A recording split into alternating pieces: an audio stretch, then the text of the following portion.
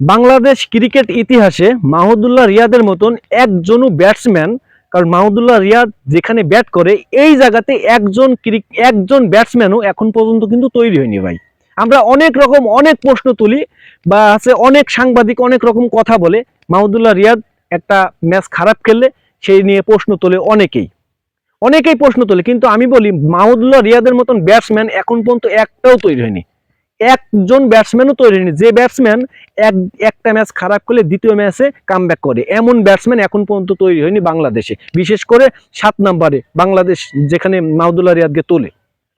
এখন এই যে মাহমুদুল্লাহ রিয়াদকে নিয়ে অনেক সাংবাদিক কিন্তু অনেক রকম করে কথা বলে, তারা কিন্তু অনেক রকম, আমার মনে হয় তাদের পার্সোনাল একটু রাগ ডাক আছে কিনা জানি না, তারা ক্রিকেট সম্পর্কে অনেক ভালো বোঝেন, তারপরেও কিন্তু মাহমুদুল্লাহর সমালোচনা করে।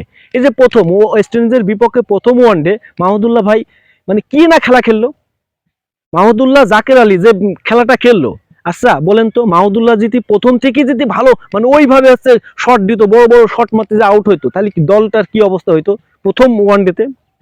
মাহমুদুল্লাহর পরে আপনার জাকের আলী ছিল, জাকের আলীর পরে কোনো ব্যাটসম্যান ছিল না, ওই সময় যদি দুইজনের ভিতরে একজন পড়ে যেত, ওই যে আপনার ওই রান কি হতো বাংলাদেশের।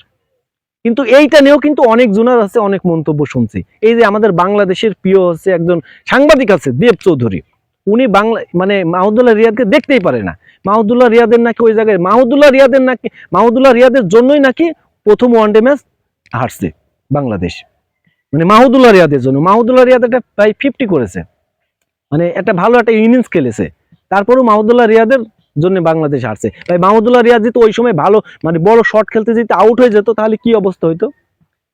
তো এই যে দেব চৌধুরী, আমার মনে হয় যে দেব চৌধুরীর পুরোটাই মাহমুদুল্লাহ রিয়াদের আছে, মাহমুদুল্লাহ রিয়াদের পার্সোনাল ভাবে যে কথাগুলো বলে পার্সোনাল ভাবে রাগ আছে আমার মনে হয়, না হলে উনি একজন ভালো একজন হচ্ছে আপনার ক্রীড়া হচ্ছে সাংবাদিক, খুব ভালো একজন সাংবাদিক, খেলা সম্পর্কে খুব ভালো বোঝেন। কিন্তু এই যে মাহমুদুল্লাহ রিয়াদ যেটা কথা বলে এইটা কিন্তু আমার পছন্দ হয় না, একদমই পছন্দ হয় না। কারণ মাহমুদুল্লাহ রিয়াদ যেখানে ওঠে ওই জায়গায় ভাই সামনে আর কোনো ব্যাটসম্যান থাকে না, আর এমন জায়গায় ওঠে দেখা যাচ্ছে 60 রানে 70 রানে বা 100 রানে 7টা বা 6টা উইকেট পড়ে গেছে।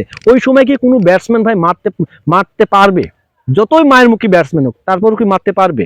তার তো উচিত যে এখনো 20 ওভার খেলা আছে, এই খেলাটা আমরা টুকটুক করে মানে টানতি নিয়ে যাবো, যে শেষের দিকে মারবো, সেটাই মাহমুদুল্লাহ রিয়াদ করছে। যেমন দ্বিতীয় ওয়ানডে মাহমুদুল্লাহর 100 রানে হয়তো বা 6টা উইকেট পড়ে গেছে, তারপরে মাহমুদুল্লাহ রিয়াদ কি মারবে ভাই? এই মাহমুদুল্লাহ রিয়াদ যদি মারতো তাহলে 200-র উপরে কি রান যাইতো কখনো? কি মানে মাহমুদুল্লাহ যদি মারতে যেত, মারতে গেলেই তো ব্যাটসম্যান আউট হয়ে যাবে, হয়তো বা 20টা 30টা রান করবে বা একটা 50 মারবে, তারপরে তো ঠিকই আউট হয়ে যাবে। কিন্তু বাংলাদেশ কি এই যে 45 ওভার পর্যন্ত ম্যাচটা নিয়ে যেতে পারতো মাহমুদুল্লাহ যদি ওই সময় আউট হতো? তো এইটাকে বোঝা লাগবে যে মাহমুদুল্লাহ রিয়াদ ভাই সেরা একজন ব্যাটসম্যান, তার নামে এইসব দুর্নাম বা এইসব কথা বলে লাভ নাই। কারণ তার জন্য কিন্তু বাংলাদেশ হারলেও কিন্তু লজ্জার হাত থেকে বাঁচে, একটু হলেও বাঁচে। তো মাহমুদুল্লাহ রিয়াদকে নিয়ে আমি মনে করি যে এসব কথা বলার দরকার নেই। যেখানে মাহমুদুল্লাহ রিয়াদের বয়স 35, বুড়ো মাহমুদুল্লাহ যেখানে এখন পর্যন্ত ম্যাচটাকে টেনে নিয়ে যাচ্ছে, এখন যাদের আছে যুবক তারা কিন্তু পারছে না, এইটা তো লজ্জাজনক একটা বিষয়, এইটা নিয়ে তো একটু কথা বলা উচিত। তাই মাহমুদুল্লাহ রিয়াদকে নিয়ে আজে বাজে কথা না বলাই উচিত আমি মনে করি।